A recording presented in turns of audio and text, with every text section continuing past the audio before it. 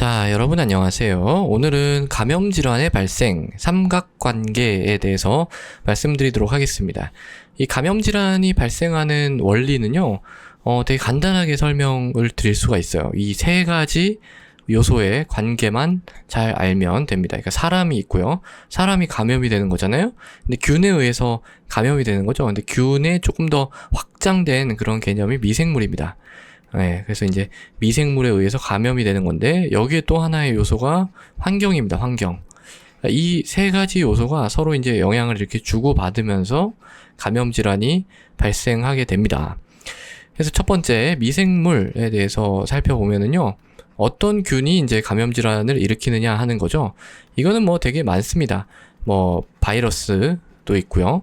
또 진균도 있고 또 세균도 있고요. 요 세 가지가 이제 메인인데, 거기에 조금, 좀 못 들어보셨을 텐데, 되게 작은 곤충류도 있어요. 되게 작은 곤충이요. 진드기 같은, 뭐, 리케차라고 이제 하는, 그런 것도 우리 몸에 이제 감염을 일으킬 수가 있습니다. 그러니까 이 미생물이 병독성이 얼마나 강한가. 그러니까 뭐, 모든 미생물이 다 병을 일으키는 건 아니잖아요. 그러니까 병독성이 얼마나 있느냐 하는 게 또 감염병의 발생에 있어서 되게 중요하겠죠. 근데 이제 요새는 이 병독성도 물론 중요하지만 내성도 되게 중요합니다. 그러니까 항생제를 우리가 사용했을 때 이 미생물이 그거에 대해서 내성을 갖고 있으면 그 이제 약이 효과가 없는 거니까 되게 이제 중요합니다. 그러니까 그 항생제 감수성이라고 합니다. 항생제 감수성이 떨어지는 것을 이제 내성이라고 하죠. 예. 근데 이 미생물보다 요새 더 중요하게 제시되고 있는 것이 바로 이 사람입니다. 사람. 이걸 이제 호스트 팩터, 즉 이제 숙주 요인이라고 하는데요. 그러니까 미생물이 아무리 병독성이 약해도 사람이 면역이 떨어지는 경우에는 아무리 병독성이 약해도 감염 질환에 걸릴 수가 있습니다. 예, 심지어 우리 몸 안에 그냥 상재하고 있는 그런 균에 의해서도 감염을 일으킬 수가 있는 거예요. 네. 면역이 떨어지는 경우는요, 어떤 경우냐면, 주로 이제, 뭐, 암이라든지, 에이즈가 이제 후천성 면역 결핍 증후군이잖아요. 네, 그런 것만 포함이 되는 게 아니라 모든 만성질환이 다 포함이 됩니다. 만성질환이라고 하면 뭐, 만성신부전, 간경변, 뭐, 신부전 다 포함이 되는 겁니다.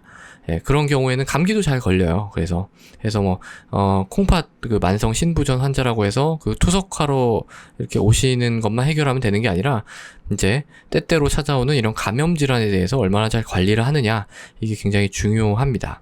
예. 그래서 이런 이제 면역과 관련된 그런 사람 요소 뿐만이 아니라 뭐 또 만약에 임신 중이라면 또 문제가 완전히 달라지겠죠. 쓸 수 있는 약도 굉장히 제한이 돼 있고요. 그 다음에 이제 알러지가 있는 경우, 어떤 약에 대해서 알러지가 있는 경우, 특히 이제 뭐 항생제 같은 경우에는 알러지 있는 분들이 간혹 있거든요. 그래서 그런 거에 대해서 미리 좀 파악을 해놔야 되고요. 그 다음에 어떤 또 특정 약물을 복용 중이지는 않는지, 왜냐하면은 이게 이제 항생제를 사용을 해야 되잖아요. 근데 이제 항생제가 어떤 다른 약이랑 인터랙션, 그러니까 그 상호작용을 하는 경우가 꽤 많습니다.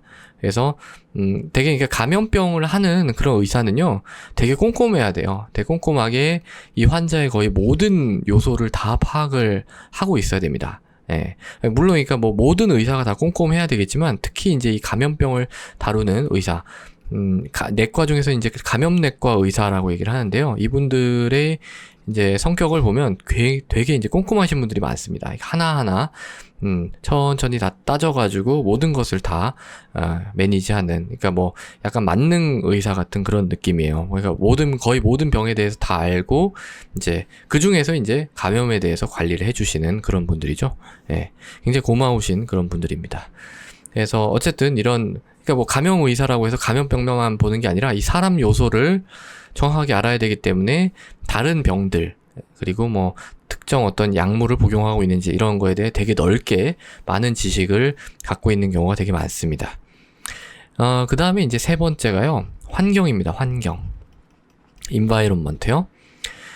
이게 이제 대표적인 예가 뭐냐면, 뭐 이제 콜레라 같은 거예요. 콜레라 같은 경우에는 우리나라에서 이제 많이 없죠. 많이 없는데 주로 이게 옛날에는 인도에서 되게 많았습니다. 그러니까 이게 물 쪽에서, 그러니까 수인성 질환이라고 하죠. 예. 그러니까 오염된 물에 의해서, 오염된 음식 혹은 오염된 물에 의해서 옮겨지는 그런 병이기 때문에 상하수도 시설이 좀 잘 갖추어져 있지 않은 그런 환경에서 호발합니다. 예. 그리고 또 뭐 환경이 꼭 이런 것만 의미하는 건 아니고요. 뭐 이런 것도 돼요. 가을철 열성 질환들 있잖아요. 진드기에 의해서 발생하는 그런 경우에는 우리가 풀숲 같은데 이렇게 진드기에 노출이 될 수 있는 그런 장소에 간 적이 있는가 하는 것도 굉장히 중요한 요소에 해당이 됩니다.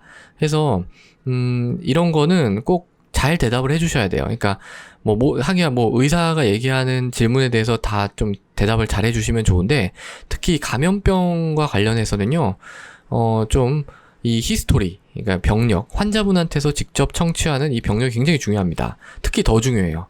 특히 어디 갔다 온 적이 있는지, 어떤 나라에 여행을 갔다 온 적이 있는지, 여행력이라든지, 어디에 접촉한 히스토리가 있는지, 되게 중요한, 되게 꼼꼼하게 물어보거든요. 이 감염내과 같은 경우에는. 그런 거에 대해서 좀 잘 대답해 주시면 좋고요. 또 거짓말 하시면 안 됩니다. 그러니까, 사실 당뇨 같은 경우에는 우리가 사실은 조금 이렇게 둘러서 말씀을 해주셔도 우리가 A1C가 있잖아요. 헤모글로빈 A1C가 있고 또 혈당이 있기 때문에 혈당을 측정해서 볼 수가 있기 때문에 좀 객관적인 그런 지표들을 많이 얻을 수가 있어요. 당에 대해서. 근데 이런 감염병 같은 경우에는 그럴 수가 없습니다. 그러니까 물론 검사도 있고 여러 가지 있지만 그래도 초기에 치료하는데 되게 중요한 거는 바로 이 병력입니다. 그러니까 갔다 오신 거를 정확하게 좀 잘 말씀을 해주셔야 됩니다. 예. 뭐 얘기하다가 이걸 말씀드렸는지, 환경 얘기하다가 여기까지 갔네요.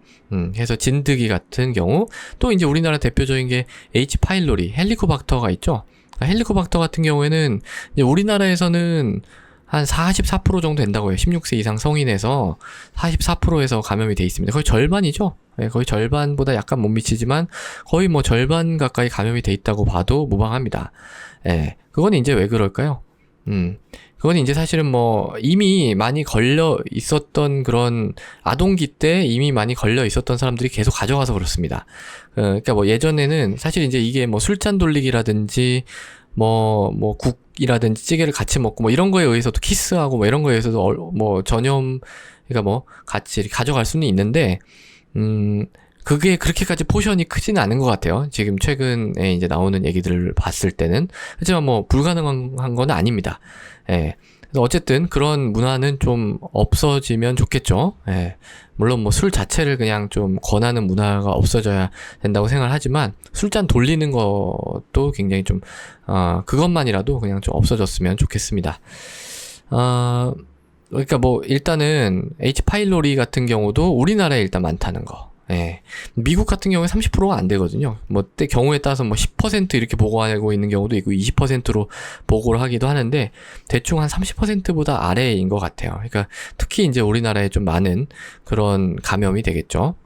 그래서 이런 것들이 다 환경적인 그런 요소입니다. 근데 이런 것들은 사실은 의사 개인이 모두 이렇게 관리를 하거나 이렇게 쉽지 않죠.